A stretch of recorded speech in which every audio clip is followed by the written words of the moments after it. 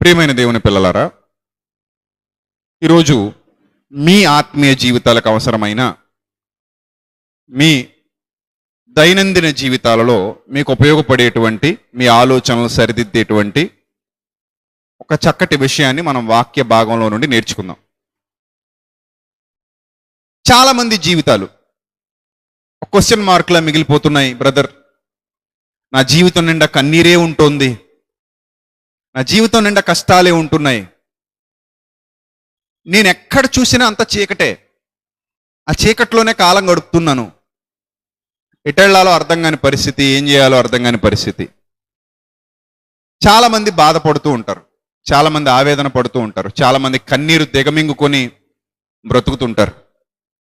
ఈరోజు సమాజంలో చాలా జీవితాలు, చాలా కుటుంబాలు చీకట్లో మగ్గిపోతున్నాయి. ఎంతోమంది అక్క చెల్లెమ్మలు తమ కష్టాలు పైకి చెప్పుకోలేక లోలోపల సతమతమైపోతూ నలిగిపోతున్నటువంటి వారు ఎందరో ఉన్నారు.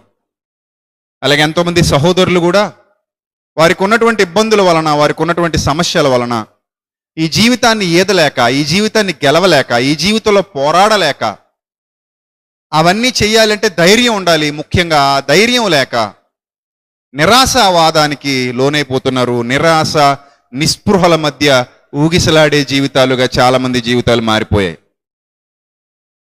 అలాంటి సిచ్యువేషన్లో ఒక అద్భుతమైన విషయం ఈ భూమి మీద జరుగుతోంది. అది ఈరోజు మీకు గుర్తు చేస్తాను. That is the wonderful solution of your every problem. You must catch that point, you must got that point. అది ఖచ్చితంగా ప్రతి ప్రాబ్లంకి ఒక అద్భుతమైన సొల్యూషన్. అది ఎందుకు అద్భుతమైన సొల్యూషన్ అంటున్నానంటే, మన జీవితం 60 లేదా 70 ఏళ్ళు కదా, 60 లేదా 70 ఏళ్ళు. అధిక బలం ఉన్న ఎడల 80 years, 80 సంవత్సరాలు. ఈ 80 సంవత్సరాల జీవితం కూడా మన అండర్లో ఉండదు. అంటే మన అండర్లో ఉండదు అంటే రేపేం జరుగుతుందో మనకు తెలిసేలా ఉండదు. చెప్పగలమా? ఒక 10 ఏళ్ల తర్వాత నువ్వు ఈ దేశంలోనే ఉండకపోవచ్చు. ఒక 10 ఏళ్ల తర్వాత నీ బంధాలు మారిపోవచ్చు, నీ బంధుత్వాలు మారిపోవచ్చు. అంతే కదా? ఆడపిల్లలు ఉన్నారు, ఎవరినో పెళ్లి చేసేసుకుంటారు, ఇంకో కుటుంబం వచ్చేస్తుంది, కొత్త కుటుంబం. అసలు ఇప్పుడు వాడెవరో నువ్వెవరో, ఆడెక్కడున్నాడో నువ్వెక్కడున్నావో మీకు తెలీదు. కానీ పెళ్ళి అయిపోయిన తర్వాత కొత్తగా మరొక వ్యక్తితో, కొత్త వ్యక్తితో సంబంధాన్ని కలుపుకోవడం, కొత్త వ్యక్తితో మనసు పంచుకోవడం, మళ్ళీ వాళ్ళతో పిల్లల్ని కనడం. ఇప్పుడు 10 ఏళ్ల క్రిందట లేని కొత్త బంధాలు 10 ఏళ్ల తర్వాత మన జీవితంలోకి వచ్చి పడిపోయాయి.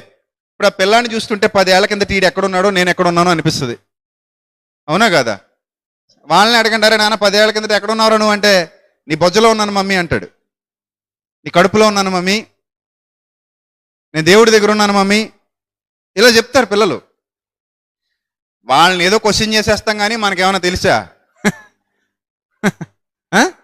మనకే తెలీదు. సో మనం కూడా అదే చెప్తాం, నువ్వు దేవుడి దగ్గర ఉన్నావురా అంటాం, అంతే. కానీ ఒక కొత్త బంధం క్రియేట్ అయింది. 10 ఏళ్ల ముందు లేని బంధం భర్త భార్య, 10 ఏళ్ల ముందు లేని బంధం బిడ్డ, అత్తగారు మామగారు, బంధువులు. ఇవేవి మనకు తెలియదు 10 ఏళ్ల క్రిందట. కానీ ఈరోజు కొత్త బంధాలు, సరికొత్త బంధాలు మన జీవితంలోకి అడుగు పెట్టేశాయి. ఎవడో అనామకుడి కోసం అమ్మని నాన్న వదిలేసి ఇల్లు దాటి వెళ్ళిపోయామంటది ఒక ఆడ మనిషి అంటారు. మరి ఆడు మంచోడైతే ఒకలా మాట్లాడతారు, మంచోడు కాకపోతే మరోలా మాట్లాడతారు. నిన్ను నమ్మి వచ్చేసాను కదా, మా అమ్మనే నాన్న ఇల్లు వదిలేసి వచ్చాను నేను అంటారు. మరి సో ఇవన్నీ ఎందుకు చెప్తున్నానంటే, ఈ లైఫ్ అనేది చిత్ర విచిత్రాల పుట్ట, చిత్ర విచిత్రాల గని. ఎప్పుడు ఎక్కడ ఎవరు ఏ స్థితిలో ఉంటారో ఎవరికి తెలియదు. మనం ఏదో ఊహించుకుంటాం, అందాల మేడలు కట్టుకుంటాం, అద్దాల మేడలు కట్టుకుంటాం, రంగురంగుల మేడలు కట్టుకుంటాం, కలలలో, ఊహలలో. మన ఊహలలో నిర్మించుకున్నటువంటి ఆకాశ హర్మ్యానాలు, ఆకాశ సౌధాలు అవన్నీ క్షణంలో కుప్పకూలిపోవచ్చు, లేదా వాటికంటే గొప్ప నిర్మాణాలు జరగవచ్చు. ఇదంతా కూడా ఒక మిస్టీరియస్ లైఫ్లో ఏం జరుగుతుందో తెలియకుండా జీవితం వెళ్ళిపోవటం. అయితే ప్రియులారా, భక్తుడు ఒక అద్భుతమైన విషయాన్ని బైబిల్ గ్రంథంలో లిఖింపజేశాడు. నిజంగా చాలా ఆశ్చర్యం. మీరు అందరూ వినే ఉంటారు. లక్, లక్ అన్న పదం ఎంతమంది విన్నారు? చెప్పండి, ఎంతమంది విన్నారు? రైట్, అందరు విన్నారు. లక్ అంటే అర్థం ఏంటి? గట్టిగా చెప్పండి. రైట్. లక్ అంటే మన భాషలో, మన భాషలో ఏమంటారు? లక్ అంటే ప్యూర్ లక్. ఏంటట? అదృష్టము అంటారు. అదృష్టము. ఈ అదృష్టం అనేది అందరికి ఉంటుందా, కొందరికి ఉంటుందా? మరి అది ఎవరికి ఉంటుందో, ఎప్పుడు వస్తుందో, ఎలా వస్తుందో, ఎందుకు వస్తుందో ఎవరికి తెలియదు. కానీ అదృష్టం అనేదట ఒక్కసారి మన జీవితంలోకి వస్తే లైఫ్ ఏమైందట? టర్న్ అయిందట. లైఫ్ ఏమైంది? టర్న్. ఇంతకీ మీ జీవితంలో, నా ప్రశ్న, మీ జీవితంలో ఎప్పుడైనా అదృష్టం వచ్చిందా, రాలేదా? చెప్పండి. మీ జీవితంలో అదృష్టం అనేది ఎప్పుడైనా మీ తలుపు తట్టిందా అని అడిగాను. తట్టలేదా? తట్లా? మీకు ఎప్పుడు అదృష్టం రాలేదండి? అంటే లాటరీ తగిలితేనే అదృష్టం అయింది. నిన్న కేరళలో అనుకుంటా ఆటో నడుపుకుంటాడు ఆయన, లాటరీ టికెట్ కొన్నాడు. గవర్నమెంట్ లాటరీ టికెట్ అది, కేరళ లాటరీ. ఆటో నడుపుకుంటాడు. ఆటో నడుపుకున్నాడు, టికెట్ కొనుక్కున్నాడు. 12 కోట్లు తగిలింది లాటరీ. 12 కోట్లు. ఏం చేసుకుంటాడండి? ఏదోటి చేసుకుంటాడు. అందరూ లక్కీయెస్ట్ పర్సన్ అని రాస్తున్నారు పేపర్లో. లక్కీయెస్ట్ పర్సన్ అండి, 200 పెట్టుకున్నాడు లాటరీ టికెట్. ఎంత తగిలిందట? 12 కోట్లు. ఇంకా లాటరీ తగిలిన వాళ్ళు చాలా మంది ఉన్నారు. అందులో ఒక ఆయనకి ఆ మధ్య ₹1,00,00,000 తగిలింది. 200 పెట్టుకుంటేనే. మాటలా ₹1,00,00,000 అంటే 12 కోట్లు అంటే ఇంకా మనం లెక్క పెట్టడానికే సరిపోదు. అంటే ట్యాక్స్ గీక్స్ కట్ చేసేసి ఎంతైనా చేతికి ఒక 8 కోట్లు ఇస్తారు కదా. ఎంత ట్యాక్సీలు పోయినా ఒక 9 కోట్లైనా పడేస్తారు చేతికి. కోట్లు అంటే కాదు, క్యాషే. అది వైట్ మనీ, మళ్ళీ బ్లాక్ మనీ కాదు, అది వైట్, ప్యూర్ వైట్ మనీ. నీ ఇష్టం వచ్చినట్టు వాడుకోవచ్చు. ఇంకా ఎవరికి లెక్క చెప్పాల్సిన అవసరం లేదు. ట్యాక్స్ కట్ చేసుకుని నీకు ఇస్తారు కాబట్టి, ఏదో త్రూ గవర్నమెంట్ ద్వారా. సో అలా లక్కీయెస్ట్ పర్సన్స్ అన్న వాళ్ళు చాలా మంది ఉన్నారు. ఇంకొక ఆయన కేరళ నుంచి అబుదాబీకి వెళ్ళాడు. అబుదాబీలో టికెట్ కొన్నాడు. ఆ అబుదాబీలో అచ్చంగా 22 కోట్లు తగిలాయి అతనికి. 22 కోట్ల రూపాయలు లాటరీ తగిలింది. సో 22 కోట్ల రూపాయలు లాటరీ తగిలినటువంటి ఆ వ్యక్తి ఎక్కడ ఆ ఇచ్చిన నెంబరు కరెక్ట్ నెంబర్ ఇవ్వలేదట, ఫోన్ నెంబరు. అతను వెతుకుతుంది ఇప్పుడు ప్రభుత్వం, ఎక్కడున్నాడు ఇచ్చేద్దామని. సర్టన్ టైంలో అతను దొరకపోతే వెనక్కి తీసేసుకుంటారు మనీ. ఆ టైం కల్లా అతను దొరకాలి, వెతుకుతున్నారు. ఇప్పుడు అదృష్టం ఉందా లేదా అతనికి? ఉందా లేదా? ఉంటే తగిలింది, మరి ఉంటే దొరుకుతలేదు. ఇచ్చిన నెంబర్ పనిచేయట్లా. సో ఉందా లేదో దొరికితే చెప్పొచ్చు. సో ఏదైనా సరే అదృష్టం అన్న పదాన్ని ఇలాంటి విషయాల్లో ఎక్కువ వాడుతుంటారు. బైబిల్లో కూడా ఈ పదం చాలా సందర్భాల్లో ప్రయోగించబడింది. అదృష్టము, అదృష్టవశము అని బైబిల్ గ్రంథంలో చాలా సందర్భాల్లో ఇది ప్రయోగించబడింది. ఈరోజు కన్నీటితో బాధపడుతూ ఇక నా కన్నీరు ఇంక అలాగే ఉంటుంది, నా కన్నీరు తుడవబడదు, నేను ఇలా ఏడుస్తూనే బతకాలి, నా జీవితం అంతా ఏడుపు కొట్టు బతికే, నా జీవితం అంతా ఏడుపులమయమే అని అనుకుంటూ నిరాశావాదంలో మునిగిపోతున్న వాళ్ళు ఎవరైతే ఉన్నారో వాళ్ళకి ఈ సందేశం చాలా ఉపయోగపడుతుంది. కాబట్టి జాగ్రత్తగా వినండి. ఈ ఆటో నడుపుకునేవాడు, ఈ 12 కోట్ల లాటరీ తగిలిన ఆటో నడుపుకునేవాడు బేదవాడేనట. ఆయన కుటుంబం కూడా అంతంత మాత్రమే, చాలని బతుకులు ఈడుచుకుంటూ బతుకుతున్నారు పాపం వాళ్ళు. ఆయన సడన్ గా లాటరీ తగిలేసింది. ఆ రోజుకి ఆ రోజు వచ్చి రాత్రికి రాత్రి కోటీశ్వరుడు అయిపోయాడు. ఆ రోజుకి ఆ రోజు వచ్చి నీకు లాటరీ తగిలింది. ఎంత? 12 కోట్లు. ఆశ్చర్యం, ఏందిది అని. ఇంకొకటి బేదవాడే, నీ ₹1,00,00,000 లాటరీ తగిలింది. ఏంది ₹1,00,00,000? ₹1,00,00,000.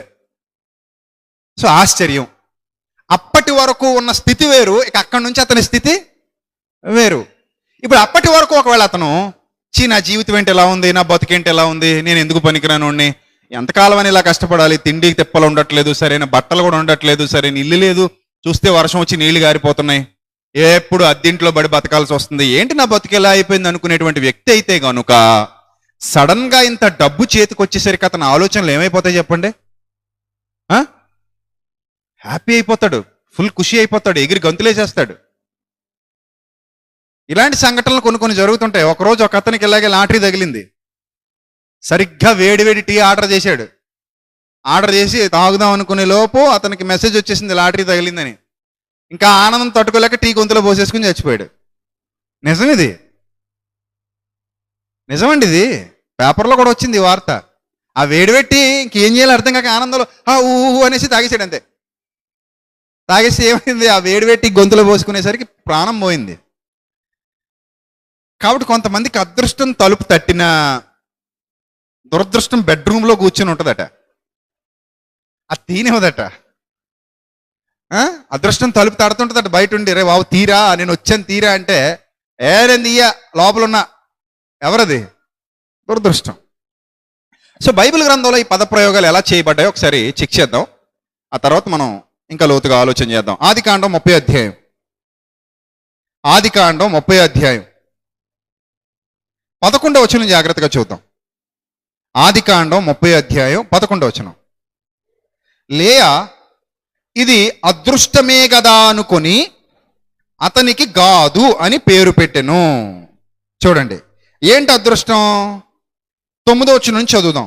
లేయా తనకు కానుపు ఉడుగుట చూచి తన దాసి అయిన జిల్ఫాను తీసుకొని యాకోబునకు ఆమెను భార్యగా ఇచ్చెను. లేయా దాసి అయిన జిల్ఫా యాకోబునకు కుమారుని కనగా లేయా ఇది అదృష్టమే కదా అనుకొని అతనికి గాదు అని పేరు పెట్టెను. పూర్వకాలం సంపద ఏది అంటే సంతానమే. ఎంత సంతానం ఉంటే అంత భాగ్యవంతులు. మన పెద్దలు కూడా చెప్పేవారు, ఇది వరకు సంబంధాలు ఇవ్వాలి అంటే అమ్మాయిని ఏ కుటుంబానికి పంపేవారట? పెద్ద కుటుంబం, ఓ 10 మంది అన్నదమ్ములు ఉన్న కుటుంబంలో కోడలుగా వెళ్ళాలని అనుకునేవారట. మరి ఇప్పుడు 10 మంది అన్నదమ్ములు అంటే పిల్లనిస్తారా? అస్సలు ఎవరు. ఎందుకెవరు? కోతులన్నీ రొట్టె ముక్క పంచుకున్నట్టు ఈ 10 మంది అన్నదమ్ములు పంచుకుంటే మా పిల్ల చేతికి వచ్చేది చెప్పకూడే. సో కాబట్టి మాకు ఇలాంటి సంబంధాలు వద్దండి బ్రోకర్ గారు, పెళ్ళిళ్ళ పేరమ్మ గారు. మరి ఏ సంబంధాలు కావాలి మాకు? పిల్లోడు బాగుండాలండి, అందంగా ఉండాలి, ఉద్యోగం ఉండాలి, అమ్మ చచ్చిపోయి ఉండాలి, నాన్న చచ్చిపోయి ఉండాలి, ఆడపడుసులు ఎవరు ఉండకూడదు, ఉన్నా చచ్చిపోయి ఉండాలి, పిల్లోడు టోటల్గా అనాథ అయి ఉండాలి. మేము ఎప్పుడు రమ్మంటే అప్పుడు మా ఇంటికి వచ్చి అత్తగారు మామగారే అమ్మ నాన్న అనుకున్నట్టుగా ఉండాలి. అలాంటి అనాథ బిడ్డ ఎవడైనా ఉంటే ఆ బిడ్డను చూసి పెట్టండి మా బిడ్డకి అంటున్నారట. ఎందుకంటే ఇంకా మాకు ఏ ప్రాబ్లమ్స్ ఉండకూడదు, మాకు కావాల్సింది అల్లుడు ఒక్కడే. వాళ్ళ అమ్మ మాకు ఎందుకండి, మా వేపరాలు మాకు అవసరం లేదు. వాళ్ళ నాన్న మా పని ఉంది, అతను కూడా మాకు అవసరం లేదు. ఇంకా వాళ్ళ ఆడపడుచులు అంటే పీడ పొడుచులు, అసలు వాళ్ళు అసలే వద్దు. ఆ చీడ పీడ మాకు వద్దు. మాకేం కావాలంటే ఒక అనాథనాథుడు కావాలి నాకు. అలాంటి వాడు ఉంటే హ్యాపీ. ఎంత ఖర్చైనా పర్లా, తూకం కొంచెం ఎక్కువైనా పర్లేదు, ఎందుకంటే మొత్తం మాదే కదా. మళ్ళీ ఇలా తీసుకుని అలా తీసేసుకుంటాం. కుడి చేతిలో ఇచ్చి మళ్ళీ ఎడం చేతిలో తీసుకోవాలంటే మాకేం కావాలి? అలాంటి సంబంధాలు ఏమైనా ఉంటే చెక్ చేసి పెట్టండి బాబు అంటున్నారట. నవేడేస్ ఇన్ఫర్మేషన్ అదే మరి. కానీ పూర్వం అలా కాదు, సంతానం ఉంటే అదే ఆ సంతానాన్నే సంపదగా భావించేవారు. ఎంత ఎక్కువ మంది ఉంటే అంత బలంగా భావించేవారు. ఎంత పెద్ద కుటుంబం అయితే అంత సంపన్న కుటుంబం, అంత ఉన్నత కుటుంబం. ఎందుకంటే పూర్వం అంతా వ్యవసాయం మీదే కదండి నడిచేది. వ్యవసాయం చేయాలంటే వీళ్ళు ఉండాలి, అలా భావించేవారు. సో ఇప్పుడు ఒక కుమారుడు పుట్టాడు అనగానే ఆమె ఇదేమంటుంది? అదృష్టమే కదా అంటుంది. నిజమే కదా. ఇప్పుడు వాళ్ళకి అనుకూలంగా జరిగింది అనుకోండి, దాన్ని ఎలా భావిస్తారు? ఎవరైనా సరే అదృష్టమనే భావిస్తారు. వాళ్ళకు అనుకూలంగా అంటే వాళ్ళ వ్యూ ఆఫ్ థింకింగ్లో, వాళ్ళ ఆస్పెక్ట్లో వాళ్ళు అనుకున్నట్టు జరిగితే వాళ్ళకి అది అదృష్టంగానే భావిస్తారు. వాళ్ళు అనుకున్నట్టుగా జరగకపోతే దురదృష్టంగా భావిస్తుంటారు. ఇప్పుడు ఇది ఎలా జరుగుతుందంటే మన చేతుల్లో లేదు. అది ఏదైనా సరే పర్టికులర్గా ఒక ఇన్సిడెంట్ జరగాలి అంటే, మనకు అనుకూలంగా ఒకటి రావాలి అంటే, మనకు అనుకూలంగా ఒకటి ఉండాలి అంటే అది మన చేతుల్లో లేదు. అప్పుడప్పుడు కొంతమంది ఆనందంగా వచ్చేస్తుంటారు చర్చికి, అన్నయ్య జాబ్ వచ్చేసింది అన్నయ్య అంటారు. ఏమొచ్చేసింది? జాబ్ వచ్చేసింది అన్నయ్య. జాబ్ వచ్చేసిందా? అవునన్నయ్య. వాళ్ళే ఒక 2-3 నెలల క్రిందటో 4-5 నెలల క్రిందటో వాళ్ళే, అన్నయ్య నాకు జాబ్ కోసం ట్రై చేస్తున్నాను అన్నయ్య, కొంచెం మీరు ప్రేయర్ చేస్తూ ఉండండి, నేను కష్టపడుతున్నాను, అయినా మీరు ప్రేయర్ చేస్తూ ఉండండి అన్నయ్య, నాకు మంచిగా జాబ్ ఇవ్వాలి దేవుడని, నేను కూడా ప్రేయర్ చేస్తున్నాను, నా కోసం దయచేసి ప్రార్థన చేయండి అన్నయ్య అని అడుగుతుంటారు. అది వాళ్ళ విశ్వాసం. అలాంటి వాళ్ళు సడన్గా ఎప్పుడైతే జాబ్ వచ్చేసిందో ఇంకా వాళ్ళ ఆనందానికి అవధులు ఉండవు. వాళ్ళు వచ్చి అంటారు కదా, అన్నయ్య ఈ జాబ్ కోసం ఎంతమంది ట్రై చేశారో తెలుసా, దాదాపు ఒక 2000 మంది ట్రై చేస్తే ఆ 2000 మందిలో నేను ఒక్కదాన్ని సెలెక్ట్ అయ్యాను అన్నయ్య, 2000 మందిలో నేను ఒక్కడిని సెలెక్ట్ అయ్యానని, నిజంగా అదృష్టం అన్నయ్య అంటారు. అది వాళ్ళకి తెలియకుండానే వచ్చే పదం ఏంటది, నిజంగా ఏంటది, అదృష్టం అట. మరి అంతే కదా, ఇవేవి కాదు అసలు. అదృష్టము, అదృష్టవశము, కాలవశము, ఇవన్నీ మన జీవితంలో జరుగుతున్న ఎన్నో కార్యక్రమాలు. నిజంగా అప్పుడప్పుడు మనం కూడా చాలా అదృష్టం అండి అంటాం, మనం తెలియకుండానే అంటాం. మనం చాలా లక్కండి మీరు, నిజంగా లక్కండి బాబు, అసలు మీరు ఎలా బతికారండి, నిజంగా లక్కండి, భలే సెట్ అయ్యారండి, నిజంగా లక్కండి, భలే వచ్చిందండి మీకు ఆఫరు, అరే ఇంత తక్కువలో ఇల్లు ఎలా దొరికేసిందండి మీకు, భలే లక్కండి, ఎంత తక్కువకి స్థలం ఎలా దొరికేసిందండి, భలే లక్కండి బాబు మీది, మీ హ్యాండ్ మామూలు హ్యాండ్ కాదు, అరే ఇంత మంచి బండి ఇంత తక్కువ కొనేశారా, మీరు ప్యూర్ లక్కండి మీది, అరే ఎంత మంచి జాబ్ కొట్టేశారా మీ అబ్బాయి లేదా మీ అమ్మాయికి, ప్యూర్ లక్. ఇటు చనిపోతారు అనుకున్నవారు ఆపరేషన్ కూడా లేకుండా బతికేశాడా, అబ్బో ప్యూర్ లక్. వాళ్ళ డాక్టర్ గారు ఇంత ఖర్చు అవుతున్నారు కానీ ఏం అవ్వకుండా వట్టి బిళ్ళలతో తగ్గిపోయిందా, మందులతో టాబ్లెట్లతో, ప్యూర్ లక్. ఇవన్నీ ఎదురైనప్పుడు కన్నీళ్ళు ఆటోమేటిక్గా ఆగిపోతాయి ఆగవా, చెప్పండి, ఆగుతాయి ఆగవా, ఆగిపోతాయి. అప్పటి వరకు మన జీవితంలో ఉన్న కన్నీళ్లు ఎప్పుడైతే మనం పాజిటివ్ విషయాలు వినడం మొదలు పెట్టామో, ఎప్పుడైతే మన జీవితంలో అనుకూలమైన విషయాలు వినడం మొదలు పెట్టామో ఆ కన్నీళ్ళు ఆగిపోతాయి. ఇక్కడ మనం చదువుకున్న సందర్భంలో ఇక్కడ అక్క చెల్లెలిద్దరికి పోటీ, తాను ఎంతమంది పిల్లల కంటే పోటీగా నేను కూడా అంతమంది పిల్లల్ని కనాలన్నట్టు అనమాట. యాకోబు గారి భార్యలు పోటాపోటీకి కనిపడేశారు అంతే. వాళ్ళు కండమే కాకుండా మళ్ళీ ఆ దాసీలను కూడా భర్తకి ఇచ్చేసి వాళ్ళ ద్వారా కూడా పిల్లలు సంపాదించేసుకున్నారు. ఇతను నా బిడ్డ, ఇతను నా బిడ్డ, ఇతను నా బిడ్డ, ఇతను నా బిడ్డ అన్నట్టు. అలా ఈమె అంటుంది, నీది అదృష్టవశమే, ఇది లేయా ఇది అదృష్టమే కదా అనుకుని అతనికి ఏమని పేరు పెట్టిందట, గాదు అని పేరు పెట్టిందట. ఇక మరో సందర్భం మనం చూస్తే యోబు గ్రంథం 29వ అధ్యాయం, యోబు గ్రంథం 29వ అధ్యాయం 11వ వచనం జాగ్రత్తగా చూడండి. యోబు గ్రంథం 29వ అధ్యాయం 11వ వచనం, యోబు గారు మాట్లాడుతున్నారు ఉపమాన రీతిగా. యోబు గ్రంథం 29వ అధ్యాయము 11వ వచనం, నా సంగతి చెవినిబడిన ప్రతివాడు నన్ను అదృష్టవంతునిగా ఎంచెను. చూసారా, నా సంగతి చెవినబడిన ప్రతివాడు నన్ను ఎలా ఎంచాడట, అదృష్టవంతునిగా ఎంచాడు. ఎందుకు అదృష్టవంతునిగా ఎంచాడు, తన గత జీవితం గురించి మాట్లాడుకుంటున్నాడు ఇక్కడ యోబు గారు. ఏంటాయన గత జీవితం, చెప్పండి, ఏంటాయన గత జీవితం, ఈ సన్నివేశానికి ముందడి జీవితం ఏంటి చెప్పండి. ఇక్కడ మీరు చదువుతున్న సందర్భానికి ముందడి జీవితం ఏంటది, ఏంటి, రిచ్ లైఫ్, సమృద్ధికరమైన జీవితం. సమృద్ధి కాదా అది, పిల్లలు, పుత్రులు పుత్రికలు, దాసులు దాసీలు, సంపదలు, ఆస్తులు, వెండి బంగారాలు, ఏ లోటు లేదు, ఏ లోటు లేదు. అలాగే దైవభక్తి, చక్కటి గౌరవ మర్యాదలు. ఆయన వెళుతుంటేనట యవ్వనస్తులు దాక్కునేవారట, అమ్మో యోబు గారు వస్తున్నారు, యోబు గారు వస్తున్నారు. అదే చెప్తాడు పైన చూడండి. ఆ పైన ఏం చెప్తాడంటే 4వ వచనం, 4వ వచనం, నా పరిపక్వ దినములలో ఉండినట్లు నేను ఉండిన ఎడల ఎంతో మేలు, అప్పుడు దేవుని రహస్యము నా గుడారమునకు పైగా ఉండెను, సర్వశక్తుడు ఇంకనూ నాకు తోడై ఉండెను, నా పిల్లలు నా చుట్టూ ఉన్నారు, నేను పెట్టిన అడుగెల్ల నేతిలో పడెను. నీ రొట్టె విరిగి ఎందులో పడిందంట, మనం నీ రొట్టె విరిగి ఎందులో పడిందట, నేతిలో పడిందట. ఇప్పుడంటే బ్రెడ్ జాములో పడద్ది, పూర్వం నేతిలో పడేది, అంటే నెయ్యితో తినేవారు పూర్వం. ఇప్పుడు మన మంచి ఆహారపు అలవాట్లు పోయాయి కదా. నెయ్యి చాలా మంచిదండి, ఆరోగ్యానికి చాలా మంచిది, సహజ సిద్ధమైన కొవ్వులు కలిగింది. రైట్, ఇక్కడ ఏమంటున్నాడంటే యోబు గారు, నా అడుగెల్లా ఇందులో పడిందట, నేను పెట్టిన అడుగెల్లా ఇందులో పడింది, నేతిలోనే పడింది. ఇంకా మనకు చాలా ఉన్నాయి ఇలాంటి దీనికి రిలేటెడ్గా చాలా సామెతలు ఉన్నాయి. అతను మట్టి పట్టుకుంటే ఏమైంది? అది మీకు బాగా తెలిసేలాంటివి. మట్టి పట్టుకుంటే ఏమైందట? అది బంగారం అయిందట. అతను అడుగేస్తే అడుగేసిన ప్రతి చోట బంగారమే. అతను ముట్టుకుంటే చాలండి బంగారమే. అతను పట్టుకున్నదల్లా బంగారమే. అతను రొట్టె విరిగి నేతిలో పడింది. ఇలాంటివన్నీ మాట్లాడుతుంటారు. అప్పుడప్పుడు బిజినెస్ సక్సెస్ అయింది అనుకోండి, ఏమంటారు? అమ్మో మీరు సూపర్ అండి, మంచి బిజినెస్ పట్టేశారు, మీకు తిరిగే ఉందండి, మీకు లెక్కే ఉందండి, మిమ్మల్ని మించిన వాళ్ళు ఎవరు ఉన్నారండి, మీరు టాప్ అండి, మీరు అసలు మీ అంత లక్కీయెస్ట్ పర్సన్ ఈ ప్రపంచంలో ఎవరైనా ఉన్నారండి అసలు? లేకపోతే ఆ సంబంధం ఏంటండి మాకు రావడం ఏంటండి అంటుంటారు అప్పుడప్పుడు. అంత గొప్ప సంబంధం ఏంటండి మాకు రావడం ఏంటండి, మేము చాలా అదృష్టవంతులం అండి. కోళ్ళ కొంచెం బాగుంది అనుకోండి, అత్తగారు ఈదులో కూర్చొని, అమ్మ బాబాయ్ మేము చాలా అదృష్టవంతులం అండి, ఇంత అమ్మాయి ఇంత మంచి అమ్మాయి వస్తుందని అసలు అనుకోలేదండి, కల్లో కూడా చాలా మంచి అమ్మాయి అండి, అసలు కాలు కింద పెట్టనివ్వదు అనుకోండి, అందుకే మంచి అమ్మాయి. ఓహో ఎందుకు నన్ను అసలు కాలు కిందే పెట్టనివ్వదండి, నా ఫ్యాట్ అసలు కరగనివ్వట్లే, అలాగే ఉంచింది బ్యాలెన్సింగ్గా.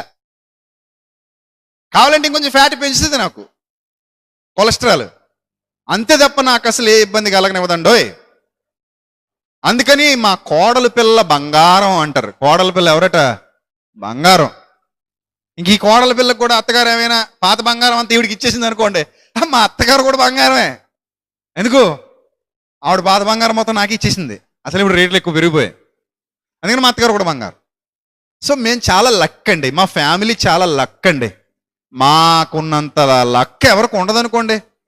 మా తోటికోళ్ళ గారు అమ్మాయికి కూడా వివాహం జరిగిందండి, దాని బతుకు అస్సలు బాగోలేదండి, అసలు మొగుడు మంచోడు కదట. కానీ మా అమ్మాయికి మాత్రం అబ్బాబ్బాబ్బా ఎలాంటోడు దొరికాడు అనుకుంటున్నారండి. గీటుకు వచ్చేస్తాడట, గీస్తే ఏమైతే గీస్తారో మరి, బంగారాన్ని గీసి చూస్తారట, మంచిదో కాదో. ఆ ప్రసాద్ని అడగండి చెప్తాడు, నాకు తెలియదు. సో గీటుకు వచ్చేస్తారట పిల్లాడు, అలా చెప్తుంటారు. సో ఇవన్నీ ఏంటట? మనుషులకి అదృష్టాలు. అంటే అదృష్టం అంటే ఏంటి? అనుకున్నది అనుకున్నట్టుగా జరిగితే అదృష్టం, బతుకు బాగుంటే అదృష్టం, అనుకూలంగా మనకు అన్ని సమకూర్చబడుతుంటే అదృష్టం, మనం చేసే ప్రతి పని మనకి సఫలీకృతం అవుతుంటే అదృష్టం, ఆరోగ్యంగా ఉంటే అదృష్టం, తిన్నది అరుగుతుంటే అదృష్టం, చేసిన ప్రతి పని, వెళ్ళిన ప్రతి పని సక్సెస్ఫుల్గా రన్ అవుతుంటే అదృష్టం, విజయవంతంగా జీవిస్తుంటే అదృష్టం. వీటికి వ్యతిరేకంగా ఏం జరిగినా దురదృష్టం. ఇక్కడ యోబు గారు అంటున్నారు, నేను అడుగు పెట్టిన అడుగెల్లా నేతిలో పడింది. నెక్స్ట్, బండ నుండి నా నిమిత్తం నూనె ప్రవాహముగా పారెను. నూనె ఎలా పారిందట ఆయన జీవితంలో? బండ నుండి ప్రవాహంగా పారింది. నెక్స్ట్, పట్టణపు గుమ్మమునకు నేను వెళ్ళినప్పుడు, రాజ వీధిలో నా పీఠము సిద్ధపరుచుకున్నప్పుడు యవ్వనులు నన్ను చూసి దాక్కునేవారు. అది నాకున్నటువంటి పరువు ప్రతిష్ట. అమ్మో యోబు గారు వచ్చేసారని యవ్వనులందరూ నన్ను చూసి ఏం చేసేవారు? దాక్కునేవారు. నెక్స్ట్, ముసలివారు లేచి నిలబడేవారు. మరి అంతే కదండి, ఎవరైనా వచ్చినప్పుడు మనం కాలమే కాలేసి కూర్చున్నాం అనుకోండి, వేస్ట్ క్యాండిడేట్ అని అర్థం. ఒక వ్యక్తిని చూడగానే మన కాళ్ళు ఆటోమేటిక్గా లేచి నిలబడతాయి అనుకోండి, దాని అర్థం ఏంటి? అమ్మో వచ్చిన ఆయన గౌరవప్రదమైన వ్యక్తి, లేదా మనకు గురువు, లేదా మనకి జ్ఞానాన్ని నేర్పించేవాడు. మనం స్కూల్లో టీచర్ రాగానే కాలేసి కూర్చునే వాళ్ళం కదా, అంతేనా? స్కూల్లో క్లాసులో టీచర్ ఎంటర్ అవ్వగానే ఏం చేస్తారు పిల్లలందరూ? లేచి నిలబడి అదే గుడ్ మార్నింగ్ సార్ అని మంచి రిథమిక్గా చెప్తారు, సాగ తీసుకుంటూ గుడ్ మార్నింగ్ సార్ అంటారు కదా. మన తూగోజీ పాగోజీలు అయితే ఇంకా దారుణం, ఇంకొక పొడుగు సాగదీస్తారు. సో అది ఆ గౌరవం, ఆ వ్యక్తికి మనం ఇచ్చేటువంటి గౌరవం, ఆయనకున్నటువంటి ఆ హోదాకి మనం ఇచ్చేటువంటి గౌరవం, అంతే తప్ప మనకంటే చిన్నవాడైతే మనం ఏం లేచి నిలబడం. కానీ మనకంటే పెద్దవాడైనప్పుడు గౌరవప్రదంగా ఆయన చూసినప్పుడు లేచి నిలబడి తనకు గౌరవం ఇస్తూ ఉంటాం, లేదా లేచి నిలబడి మనం కుర్చీ ఇచ్చేస్తూ ఉంటాం. అది మనం ఇచ్చేటువంటి గౌరవం. రైట్. ఇక్కడ ఆయన వస్తుంటేనట యవ్వనులు ఆయన చూసి దాక్కునేవారు, ముసలివారు లేచి నిలబడేవారు, అధికారులు మాటలాడడం మానేసి నిశ్శబ్దంగా ఉండేవారట. అమ్మో యోబు గారు వచ్చారు. అది ఆయనకున్న గౌరవం. ఎవరు వచ్చారు? యోబు గారు వచ్చారు. షటప్, కీప్ క్వైట్, యోబు గారు వచ్చారు, ఇంక మీరు మాట్లాడకండి అంటే ఆయన ఏంటంటే ఆయన గౌరవ మర్యాదలు ఇంక చూడండి ఎంత గొప్ప గౌరవప్రదమైన హోదా. ప్రధానులు మాటలాడక ఓరకొనిరి ఎలాట, వారి నాలుక వారి అంగిలికి అంటుకుపోయిందట. అంటే ఇంక మొత్తం ప్లాస్టర్ వేసినట్టు అనమాట. యోబు గారి ముందు ఎవడు మాట్లాడు, యోబు గారు మాట్లాడుతుంటే ఎవరైనా సైలెంట్గా వినాల్సిందే, అంతే తప్ప ఆయనకి ఎదురు చెప్పడానికి కానీ ఆయన మాటను ఖండించడానికి కానీ ఎవరికి ధైర్యం లేదు. ఆ స్థాయిలో ఎవరు లేరు కూడా అక్కడ. అంతగా ఆశీర్వదింపబడిన వాడు యోబు గారు, మహాభక్తుడు. అంత గొప్ప దీవెనకరమైన స్థితిలో ఉన్నాడు, అంత గొప్ప ఆశీర్వాదకరమైన స్థితిలో ఉన్నాడు. అలాగే ఆయన చేస్తున్నటువంటి సేవా కార్యక్రమాలు కూడా చాలా గొప్పవి. అక్కడ చెప్తాడు ఆయన ఎంతమందిని ఆదరించాడో, ఎంతమందిని సంతోషపెట్టాడో, ఎంతమంది విధవలాండ్రను ఆదుకున్నాడో, ఎంతమంది దీనులకు సాయం చేశాడో, ఎంతమందికి కృప చూపించాడో, అవన్నీ చెప్పుకుంటూ వస్తాడు. మీరు ఇంటికి వెళ్ళిన తర్వాత ఈ అధ్యాయం అంతా చదవండి. అలాగే ఎవరైతే అన్యాయస్తులు ఉన్నారో వాళ్ళకి శిక్షలు కూడా విధించేవాడట ఒక చక్కటి న్యాయాధిపతిగా. మీరు అధ్యాయం అంతా చదవండి ఇంటికి వెళ్ళిన తర్వాత. ఆయన గొప్పతనం మనకు అక్కడ వివరిస్తాడు. కానీ ఆ అదృష్టవశము, అదృష్టవంతుడండి అనేవారట. అది చూసి అందరూ అనేవారట ఆయన్ని. ఏమనేవారట చదవండి 11. నా సంగతి చెవినబడిన ప్రతివాడు నన్ను అదృష్టవంతునిగా ఎంచెను. అమ్మో ఈయన అదృష్టం చూడండి, అసలు ఆయన లైఫ్ ఏంటండి, ఎంత గొప్ప స్థితి అండి అయింది, ఎవరికి వస్తుందండి అలాంటి అదృష్టం, ఎవరికి దక్కుతుందండి అలాంటి అదృష్టం అనేవారట. అలాంటి గొప్ప స్థితిలో యోబు గారు ఉండేవారు. కానీ కొన్నాళ్ళకి ఏమైపోయింది తెలుసా, సీన్ రివర్స్ అయిపోయింది. సీన్ రివర్స్ అయిపోయి 30 అధ్యాయం ప్రారంభోచనం చూడండి. 30 అధ్యాయం ప్రారంభోచనం ఇవన్నీ ఒక మాటలో కొట్టేస్తున్నాడు.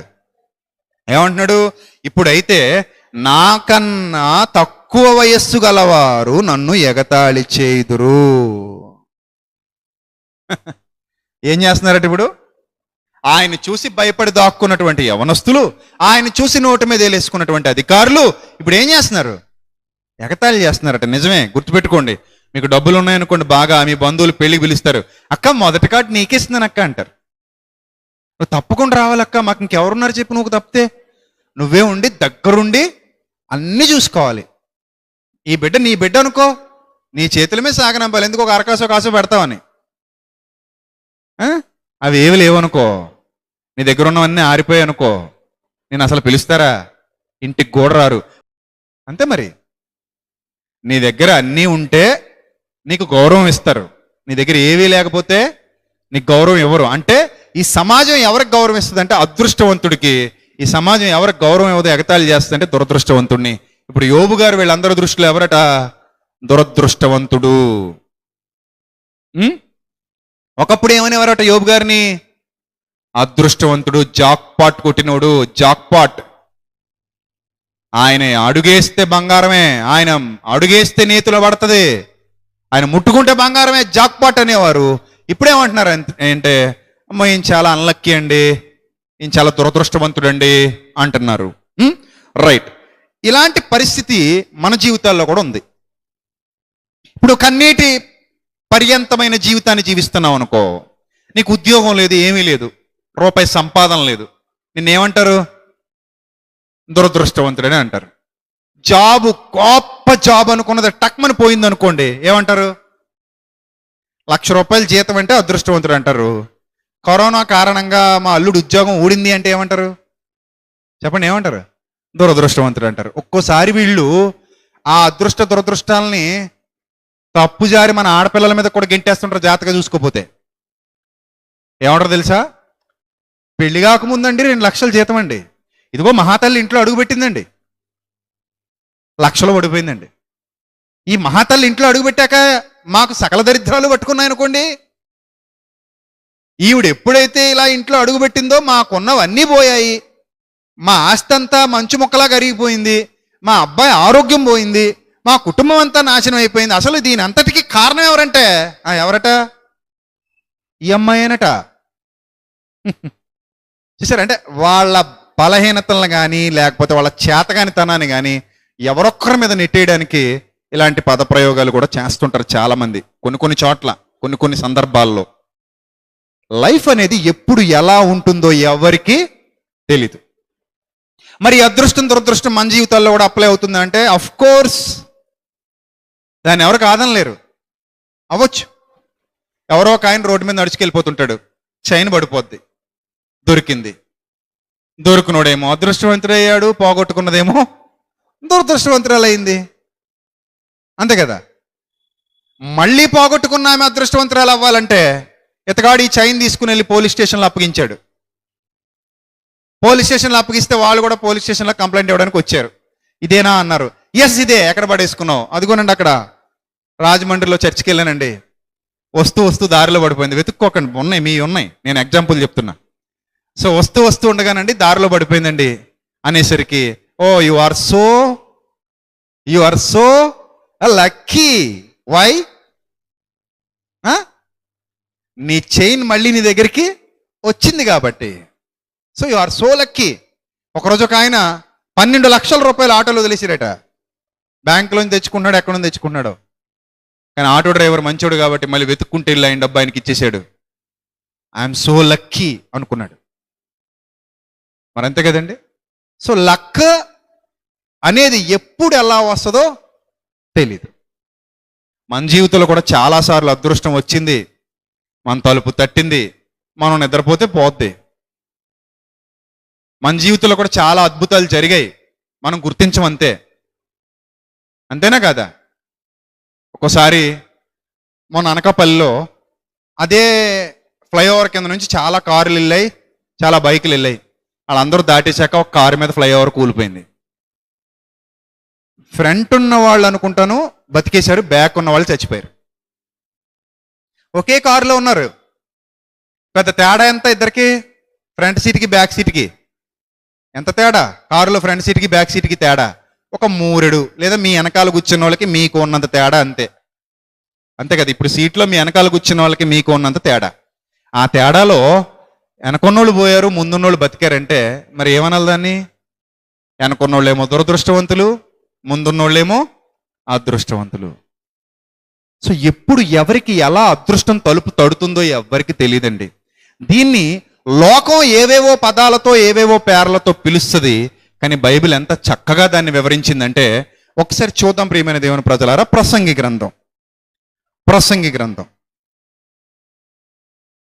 9వ అధ్యాయం.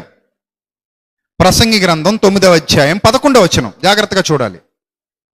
ప్రసంగి గ్రంథం 9వ అధ్యాయము 11వ వచనం. మరియు నేను ఆలోచించగా సూర్యుని క్రింద జరుగుచున్నది నాకు తెలియబడెను.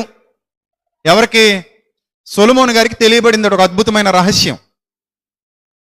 ఈరోజు అదే రహస్యం మనం తెలుసుకుంటున్నాం దేవుని గ్రంథంలో నుండి. సూర్యుని క్రింద జరుగుచున్నది ఒకటి నాకు తెలియబడెను, వడిగలవారు పరుగులో గెలవరు.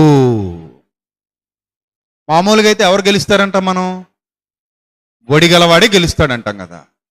కానీ అప్పుడప్పుడునట వడిగలవారు పరుగులోనట గెలవరట. ఎందుకు చెప్తున్నాడు కింద. తర్వాత బలము గలవారు యుద్ధమునందు విజయం పొందరు. మరి అంతే కదా. గొల్యాతు బలవంతుడా, దావీదు బలవంతుడా? మీరు చెప్పండి, చెప్పాలి. దావీదు అనకండి. రూల్గా అయితే బలవంతుడు ఎవరు? గొల్యాతే. No doubt at all. అందులో ఏం సందేహం లేదు, గొల్యాతే బలవంతుడు. మరి బలవంతుడు గెలిచాడా, బలహీనుడు గెలిచాడా? ఏందట? ఏం జరిగింది అక్కడ? మీరు అక్కడ దేవుని తీసేసి ఆ యుద్ధ సన్నివేశాన్ని ఒకసారి ఊహించుకోండి. దేవుని పూర్తిగా మీరు అక్కడ కట్ చేయండి. కట్ చేసి న్యాచురల్గా ఒక స్క్రీన్ మీద మీకు ఆ యుద్ధ సన్నివేశం వేస్తున్నాం. దావీదనే ఒక కుర్రాడు వస్తున్నాడు, నడుచుకుంటూ వస్తున్నాడు. అతని చేతిలో ఒక ఒడిసెలు ఉంది, గిరగిర తిప్పుకుంటూ వస్తున్నాడు. దాన్ని ఓ 3 రాళ్ళు 4 రాళ్ళు ఏరుకున్నాడు. ఆ రాయి అందులో పెట్టాడు, తిప్పుకుంటూ వస్తున్నాడు. గొల్యాతు అనేవాడు ఏమనుకుంటాడు?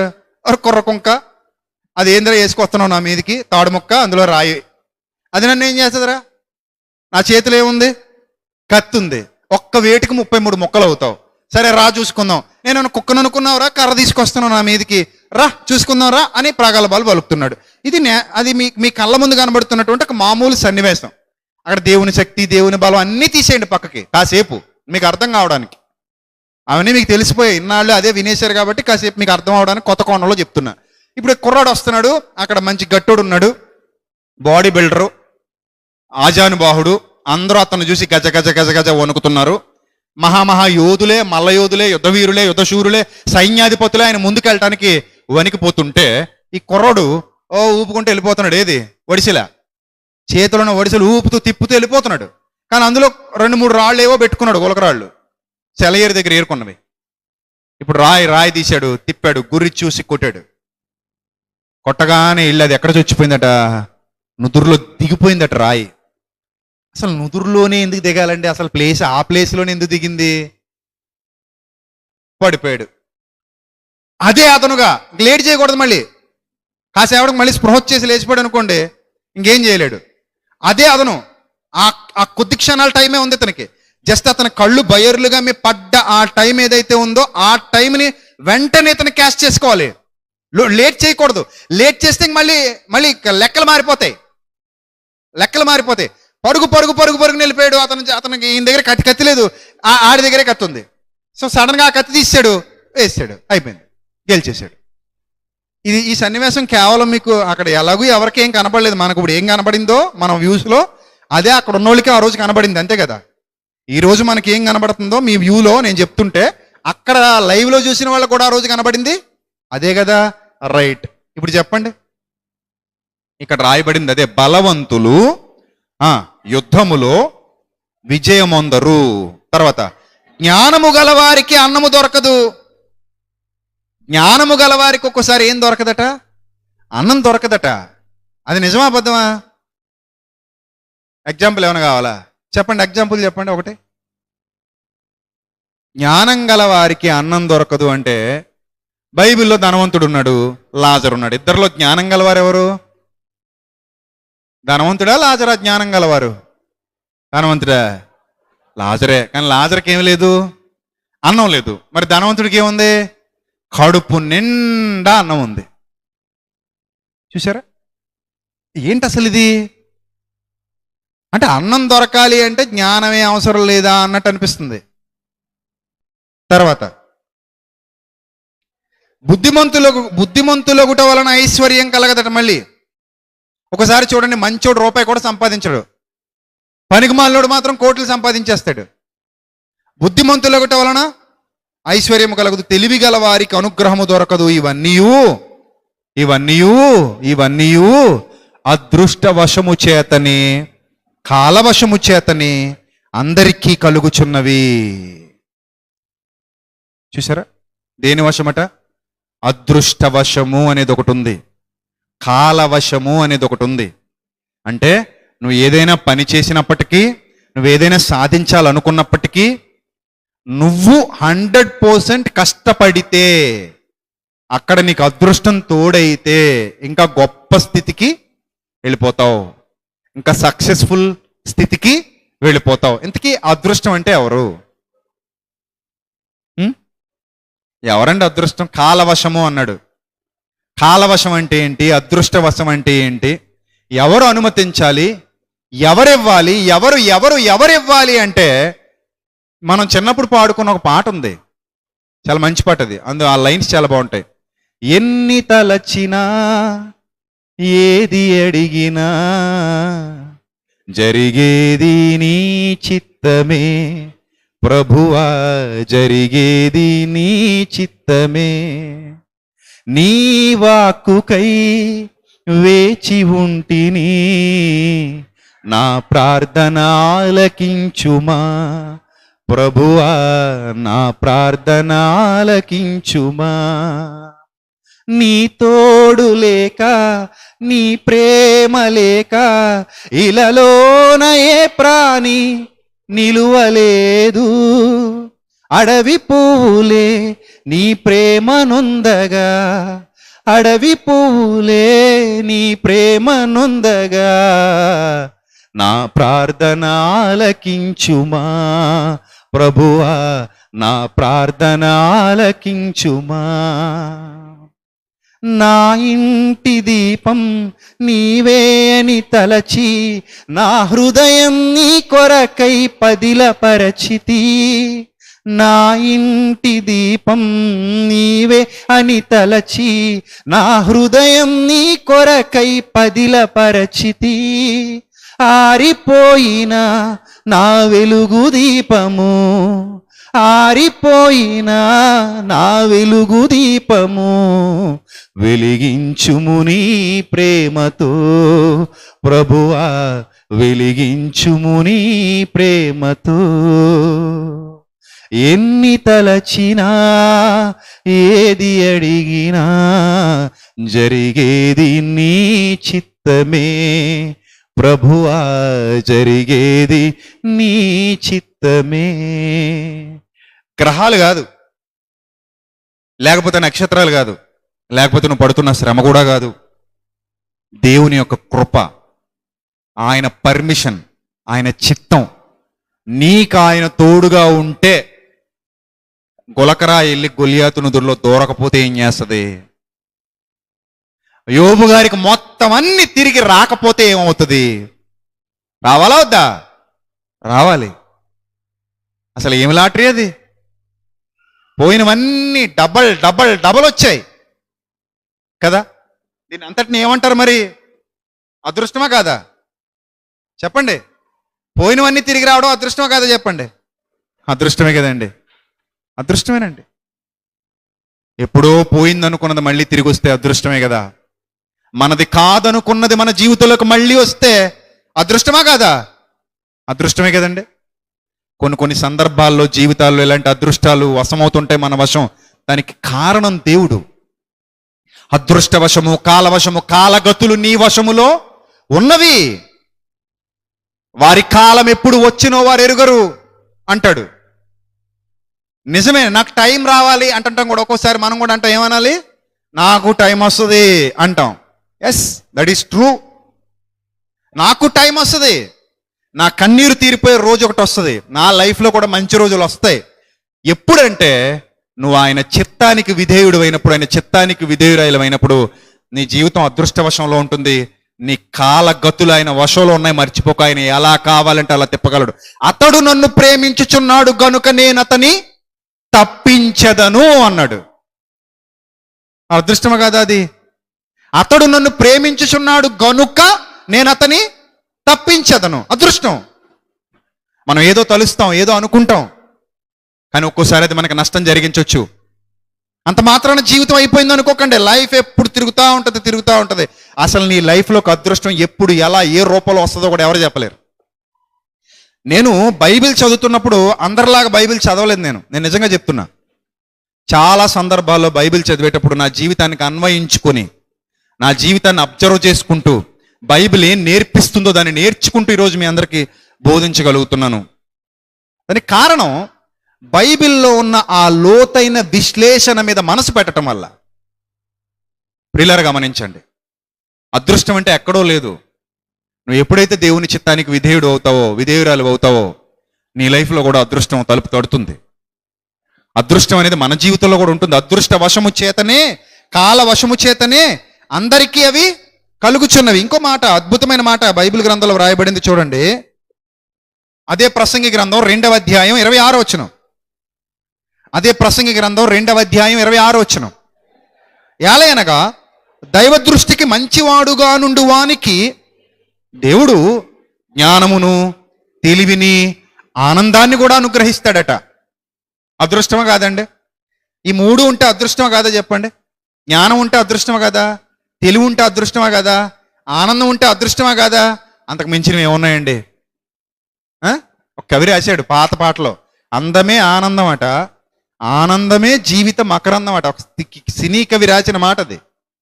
కానీ ఎప్పుడో బైబిల్ చెప్తోంది, ఆనందం అనేది దేవుడిచ్చాడు, దేవుడు ఇవ్వాలి. ఆనందమే మన జీవితానికి అందం. అందమే ఆనందం అంటే మీరు పేరు లవ్లీ రాసుకుంటే ఆనందం అని కాదు అక్కడ. అర్థమైందా? అందమే ఆనందము అంటే ఆనందమే అందమని, అందమైనది ఆనందం అని అర్థం అక్కడ ఆ కవి మాటల్లో. రైట్, ఇక్కడ చూడండి ఏమంటున్నాడు. దేవుడు ఆయన దృష్టికి మంచివాడుగా నుండి వానికి దేవుడు జ్ఞానమును, తెలివిని, ఆనందమును అనుగ్రహించును. అయితే దైవ దృష్టికి ఇష్టడగు వానికి ఇచ్చుటకై ప్రయాసపడి పోగు చేయు పనిని ఆయన పాపాత్మునికి నిర్ణయించును అన్నాడు. ఇక్కడ అదృష్టవంతుడు ఎవరు, దురదృష్టవంతుడు ఎవరు? దైవ దృష్టికి ఇష్టడైన వాడు అదృష్టవంతుడు, దైవ దృష్టికి ఇష్టడు కానివాడు దురదృష్టవంతుడు. అంతేనా? ఇంకొక అద్భుతమైన మాట చెప్పి నేను ముగిస్తానండి. ఇక్కడ కూర్చున్న నా అక్క చెల్లెమ్మలందరూ, నా అన్నదమ్ములందరూ, నా తోటి దేవుని పిల్లలందరూ, నా తోటి క్రీస్తు వారసులందరూ అదృష్టవంతులని నేను అంటాను. ఎందుకు నేను అదృష్టవంతులు అంటానంటే, మిమ్మల్ని అందరినీ, ఎవరు మరణములో నుండి జీవములోనికి దాటేశారో వాళ్ళందరూ అదృష్టవంతులే. లాటరీ కొట్టినట్టు, మామూలు లాటరీ కాదు ఇది. నా యొద్దకు వచ్చివాడు నిత్య జీవము గలవాడు. ఏ జీవము? నిత్య జీవము. లైఫ్ అనేది చాలా విలువైనది. జీవము అనేది చాలా విలువైనది. ఎంత విలువైనది అంటే రేటు కట్టలేము. ఇప్పుడు మీరు హాస్పిటల్కి వెళ్తారు, బాబోయ్ బతికించండి, వాడికి కొన్ని కోట్లు ఉన్నాయి, అంతా తెచ్చిపోసేస్తాను, నా వాడు బతకాలి అంటే ఏం కావాలి? ఇతనికి జీవం కావాలి. జీవం ఖరీదెంత చెప్పండి? జీవం ఖరీదెంత చెప్పండి? జీవం ఖరీదెంత? 1,00,000, 10 లక్షల, 20, 1 crore, 10 crores, ఎంత? బిలియనా, ట్రిలియనా, ఎంత? ప్రపంచ కుబేరులు కూడా మరణించేటప్పుడు అనుకుంటారు, ఈ ఆస్తితో నేను జీవాన్ని కొనుక్కోగలిగితే బాగుండు అనుకుంటారు. కానీ కొనుక్కోగలరా? కొనుక్కోలేరు. బిల్ గేట్స్ కూడా జీవాన్ని కొనుక్కోలేడు. ఈరోజు మన దేశంలో ఉన్నటువంటి జన్జన్వాలా కానీ దాదాపు 50,000 కోట్ల చిల్లర ఎంత ఉన్నట్టు అది ఆయన ఆస్తి. ఈరోజు పేపర్లో ఏదో ఆశ్చర్యపోయాను, ఎంత అంటే 50,000 కోట్లే. అసలు ఏందే బాబు ఈ డబ్బు? అంబానీలు, అదానీలు తెగ సంపాదించేశారు. మిట్టల్, లక్ష్మీ మిట్టల్. మన దేశంలో ఉన్న ఎంతో మంది కుబేరులు ఉన్నారు. మొన్న ఫేస్బుక్, వాట్సాప్ ఆగిపోయింది కదా, ఒక నైట్ సడన్గా ఆగిపోయింది ఫేస్బుక్, వాట్సాప్. అందరూ గగ్గోలు ఎత్తిపోయారు. ఆ కాసేపు ఆ ఫేస్బుక్, వాట్సాప్ ఆగిపోవడం వల్ల కొన్ని కోట్లలో నష్టం వచ్చిందట, కొన్ని కోట్లు. మరి నిజమే, సెకండ్కి వాళ్ళ ఆదాయం కోట్లలో, లక్షల్లో ఉంటుంది. ఒక సెకండ్కే వాళ్ళ ఆదాయం కోట్లలో ఉంటుంది. అలాంటిది అంతసేపు ఆగిపోతే మరి కోట్ల రూపాయల నష్టం రాదా? అలాంటి వాళ్ళు కూడా దేన్ని కొనుక్కోలేరు? జీవాన్ని కొనుక్కోలేరు. అలాంటి నిత్య జీవితాన్ని దేవాది దేవుడు మనకు ఉచితంగా ఇచ్చేశాడు. నా యందు విశ్వాసం ఉంచిన వాడు చనిపోయినను తిరిగి బ్రతుకును.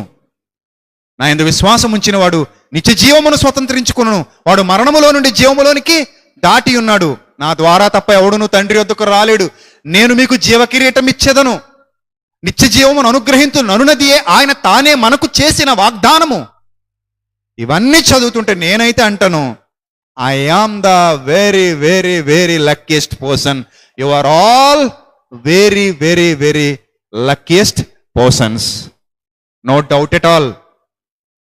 We are all lucky because of our Lord, our God.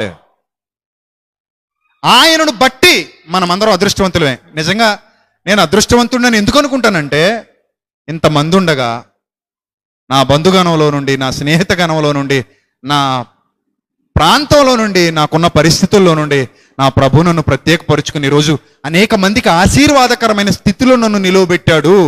అందుకని నేను చాలా అదృష్టవంతుడిని అనుకుంటాను. నిజం. ఇంకా నాకేం కావాలి? దీనికంటే గొప్పదైన అదృష్టం మరొకటి ఉందా అంటే నేను దాన్ని అదృష్టంగా అనుకోవట్లేదు. ఎందుకు అనుకోవట్లేదు అంటే, నేను కొన్ని వేల కోట్లు నా ప్రభు నాకు ఇచ్చేసినప్పటికీ కూడా మరణానంతరం అవి నాకు నిత్య జీవితాన్ని ఇవ్వకపోతే వాటి వల్ల నాకు వృధా. జీవితంలో చాలా మంది ఇలాగే, అన్నీ ఉంటాయి కానీ అల్లు నోట్లో సేనన్నట్టు అలాగే వెళ్ళిపోతుంటారు. కానీ చాలా మందికి విచిత్రం ఏంటంటే, రక్షణ దొరకకుండా వెళ్ళిపోతారు. రక్షణ దొరకడం అంటే అదృష్టమేనండి. నేనైనా కొన్నానా? నాకు అసలు ఏం తెలుసండి రక్షణ గురించి? తనంతట తానుగా నా దగ్గరకు వచ్చింది రక్షణ. నేను కావాలని పరిగెత్తలేదు. నేను పరిగెత్తలేదు రక్షణ కోసం, నువ్వు పరిగెత్తలేదు రక్షణ కోసం. నీకు తెలియకుండానే ఈ బోధ నీ దగ్గరకు వచ్చింది, నీకు తెలియకుండానే సత్యం నీ దగ్గరకు వచ్చింది, నీకు తెలియకుండానే రక్షణ మార్గం నీ తలుపు తట్టింది, నీకు తెలియకుండానే ఈ రోజు నేను ఇక్కడ కూర్చున్నావు, నీకు తెలియకుండానే ఈ రోజు నువ్వు ఈ వాక్యం లైవ్లో వినగలుగుతున్నావు. ఇదంతా ఏంటి? అదృష్టం కాదా? అసలు ప్రభువును కలిగి ఉండడమే అదృష్టం. ఈ జీవితంలో ఇలా ఉండడమే అదృష్టం. నీ లైఫ్లో అన్ని అదృష్టాలే. ఎదురు చూడు, కన్నీళ్ళు ఈ రోజు ఉన్నాయి కదా అని ఇదే కమిట్మెంట్ అని జీవితంలో ఫిక్స్ అయిపోకు. రోజు వర్షం పడదు. వర్షం పడుతున్న ఆకాశాన్ని చూసి ఆకాశం ఎప్పుడూ వర్షిస్తూనే ఉంటుంది అనుకోవడం ఎంత మూర్ఖత్వం. ఈరోజు మన జీవితంలో ఉన్న కన్నీళ్లను చూసి జీవితం అంతా ఈ కన్నీళ్లే ఉంటాయనుకోవడం కూడా అంతే మూర్ఖత్వం. మార్పులు వస్తాయి, మార్పులు వస్తాయి. ఆయన మీద ఆధారపడు. ఆయన చిత్తం నీ జీవితంలో జరుగుతుంది. నీ లైఫ్ కూడా లక్కీయెస్ట్ లైఫే, లక్కీయెస్ట్ లైఫ్. వెయిట్ చేయి, కొన్నింటికి వెయిట్ చేయాలి.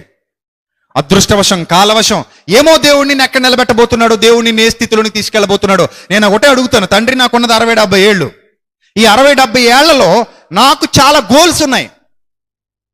అవన్నీ నేను ఫుల్ఫిల్ చేయాలి. ఎందుకంటే నాకు జీవితం ఇవ్వబడింది వేస్ట్గా గడిపేయడానికి కాదు. నాకున్న ఈ జీవితం వేస్ట్గా ఏదో అయిపోయింది, ముగించేసాం, వెళ్ళిపోయాం అన్నట్టు కాదు. ఏదో ఇక్కడ మనం ప్రసంగం చెప్పేసాం, ఆ ప్రసంగం అయిపోయింది, మన ఇంటికి పోయాం, బైబిల్ చదువుకున్నాం, ప్రార్థన చేసుకున్నాం, ఇక్కడితో నాకు చాలు, సంతృప్తిగా బతికేస్తున్నాను అనుకోవడం కాదు. ఇంకా నా లైఫ్లో నేను రీచ్ అవ్వాల్సినటువంటి ప్లేసెస్ చాలా ఉన్నాయి. ఇంకా నా లైఫ్లో నేను ఎక్కాల్సిన పర్వతాలు చాలా ఉన్నాయి. ఇంకా నేను నా లైఫ్లో సాధించాల్సినటువంటి విషయాలు చాలా ఉన్నాయి. అందుకే చాలామంది అంటారు, అన్న నువ్వు మల్టీ టాలెంటెడ్ అన్న అంటారు. నేను దాన్ని అసలు పట్టించుకోను. నేను పాటలు రాయగలను, లేకపోతే ప్రసంగాలు చేయగలను, పుస్తకాలు రాయగలను, లేకపోతే డిబేట్స్ చేయగలను, కౌన్సిలింగ్ ఇవ్వగలను, మోటివేషనల్ స్పీచెస్ ఇవ్వగలను, ఇంకా ఉన్నాయి, చేయగలను చాలా విషయాలు. కానీ ఇక్కడతో సరిపెట్టేసుకుందాం అని నేను అనుకోను. ఇంకా నా లైఫ్లో నాకు ఇవ్వబడిన సమయంలో నిద్రపోతూ కాలం గడపాలని అనుకోకుండా ఇంకా ఎంతమందిని నేను నిలబెట్టగలను, ఎన్ని జీవితాలను నేను వెలిగించగలను, ఎంతమందికి నేను ప్రోత్సాహాన్ని అందించగలను. కొన్ని సందర్భాల్లో మీకు ఆస్తున్నా, అంతస్తున్నా, వెండి బంగారాలున్నా, ఏ ఉన్నా ఆ సమయానికి ఆ మాట సాయం మీకు దొరకకపోతే మీరు చాలా నష్టపోతారు. ఆ టైంలో అలాంటి వాళ్ళకి నేను చాలా మందికి ఉపయోగపడ్డానని చాలా గర్వంగా చెప్పుకుంటాను. కొంతమంది ఆత్మహత్యలు చేసుకోకుండా తమ జీవితాల్ని వెనక్కి తిరిగి తెచ్చుకోగలిగే విధంగా నేను వాళ్ళ జీవితాల్లో వెలుగు నింపగలిగాను. సో ఇదంతా కూడా నా ఒక్కడి కృషి కాదు. నాతో పాటు నా సంఘం ఉంది, వాళ్ళ ప్రార్థనలు ఉన్నాయి, నాతో పాటు దేవుని పిల్లలు ఎంతోమంది ఉన్నారు, వాళ్ళ యొక్క శక్తి సామర్థ్యాలు ఉన్నాయి. ఈ క్రెడిట్ నాతో పాటు వాళ్ళందరికీ చెందుతుంది. నాతో కలిసి కష్టపడుతున్న వాళ్ళందరికీ క్రెడిట్ చెందుతుంది. ఎందుకంటే వాళ్ళు నా వెనకుండి కనిపించకుండా కష్టపడుతున్నారు, నేను ముందుండి కష్టపడుతున్నాను. ఏదేమైనప్పటికీ మనం గొప్ప కార్యాలు చేయగలుగుతున్నాం అన్న ఆనందం చాలు మన జీవితానికి, చాలా సంతోషాన్ని ఇస్తుంది. సో ఇక్కడతో అయిపోకూడదు, ఇంకా ముందుకెళ్ళాలి, ఇంకా తండ్రి చిత్తాన్ని జరిగించాలి, ఇంకా గొప్ప కార్యాలు చేయాలి, ఇంకా బలమైన కార్యాలు చేయాలి. సింహాన్ని చంపిన దగ్గరే ఆగిపోతే గొల్లియాతుని చంపగలిగేవాడా? చంపలేకపోయేవాడు. గొల్లియాతుని చంపడం దగ్గరే ఆగిపోతే రాజు అవ్వగలిగేవాడా? అవ్వలేకపోయేవాడు. సో అలా లైఫ్లో 1 by 1 స్టెప్ బై స్టెప్ ఎదుగుతూ గొప్ప స్థాయికి చేరుకోగలిగాడు. అందరూ చచ్చిపోతారు 60-70 ఏళ్ళు వచ్చాక. లైఫ్ ఎలాగూ ఇట్ విల్ ఎండ్, అది ఆగిపోద్ది, ఎప్పటికైనా ఆగిపోతుంది. ఎలాగా ఆగిపోవాలి? నువ్వు నిద్రపోయినా లైఫ్ ఆగిపోద్ది, నువ్వు ఏదైనా కష్టపడినా లైఫ్ ఆగిపోద్ది. కానీ అదృష్టవశము చేతనే, అనగా దేవుని కృప చేతనే మన లైఫ్లో గొప్ప విజయాలు మనం సాధించగలుగుతాం. కాబట్టి మన లైఫ్ని ఫుల్ఫిల్ చేసుకుందాం, మన జీవితాన్ని ఆయనకి ఇష్టమైనదిగా మలుచుకుందాం, 10 మందికి ఉపయోగపడే కార్యాలు చేద్దాం, 10 మందిని బలపరిచే విధంగా మనం బ్రతుకుంచుకుందాం. మనం చనిపోయే లోపు కనీసం కొందరినైనా ప్రభావితం చేద్దాం, వాళ్ళకి మార్గదర్శిగా నిలబడదాం, తమ్ముళ్ళను, చెల్లెమ్మలను, అన్నయ్యలను, అక్కలను కాపాడదాం, వాళ్ళ హృదయాల్లో వెలుగులు నింపుదాం, ఇంకా గొప్ప కార్యాలు చేద్దాం ప్రభు కోసం. మనం కూడా గొప్పగా నిలబడదాం, గొప్ప విజయాలు సాధిద్దాం. అంతే తప్ప నా దురదృష్టం ఇలా తగలడింది, నా బతుకు ఇంతే, నా జీవితం ఇంతే, ఇంకా నేను ఎందుకు పనికిరాను, ఇలాంటి పనికి మారిన మాటలు అస్సలు నీ నోటి వెంట రావడానికి వీలు లేదు. నీ కోసం కూడా అదృష్టం ఎదురు చూస్తుంది. ఏదో ఒక రోజు వస్తుంది, తలుపు తడుతుంది. నువ్వు వెయిట్ చేయి, సిన్సియర్గా ఉండు, సిన్సియర్గా వర్క్ చేయి, సిన్సియర్గా నువ్వు చేయాల్సింది చెయ్యి. ఆటోమేటిక్గా దేవుడు నీకు సహాయం చేస్తాడు, నువ్వు గెయిన్ అవుతావు. మనం అందరూ అదృష్టవంతులమే, ఎవరో దురదృష్టవంతులం అయితే కాదు. ఎందుకంటే రక్షణ లభించిన ప్రతివాడు ఎవరండి? అదృష్టవంతుడే. ఒక మాట గుర్తుపెట్టుకోండి, ఓడలోనికి వెళ్ళిన ప్రతివారు అదృష్టవంతులే, నేట మునిగి చచ్చిన వారే దురదృష్టవంతులు. కాబట్టి ప్రియమైన దేవుని ప్రజలారా, నీ కన్నీరు ఎక్కువ కాలం ఉండదు, దేవుడు దాన్ని చూస్తాడు, ఆయన చిత్తం నీ జీవితంలో జరుగుతుంది. కాబట్టి ఓపికగా ఎదురు చూడండి, బలంగా నిలబడండి, బలంగా పోరాడండి, మంచి మనస్సాక్షి కలిగి ఉండండి, ఆయనకు విలువనివ్వండి, మీ జీవితంలో ఆయనకు చోటు ఇవ్వండి. దేవుడట్టి ధన్యత మీ అందరికీ ప్రసాదించునుగాక. తలలు వంచండి, ప్రార్థన చేద్దాం. పరిశుద్ధుడ, ప్రేమ కలిగిన తండ్రి, దయగలిగిన మా దేవ, ఇంతవరకు మీ చల్లని కృపలో మమ్మల్ని బలపరిచి భద్రపరిచి నేటి వరకు మమ్మల్ని అందరినీ సజీవుల లెక్కలో ఉంచి ప్రభు అనేక మహాకార్యాలు మీ కొరకు జరిగించడానికి తండ్రి మమ్మల్ని ఆయతపరుస్తున్నందుకు స్తోత్రం తండ్రి. మీ పిల్లల్ని బలపరచండి, మీ కృపలో భద్రపరచండి. శక్తిని, జ్ఞానాన్ని, బలాన్ని ప్రతి ఒక్కరికి అనుగ్రహించండి. ఘనత, మహిమ, ప్రభావములు మీకే చెల్లిస్తూ క్రీస్తు నామంలో ఈ ప్రార్థన మనవులు అడిగి వేడుకొనిచున్నాం మా కన్న తండ్రి. ఆమెన్. అందరికీ వందనాలు. May God bless you all. Love you all. Thank you.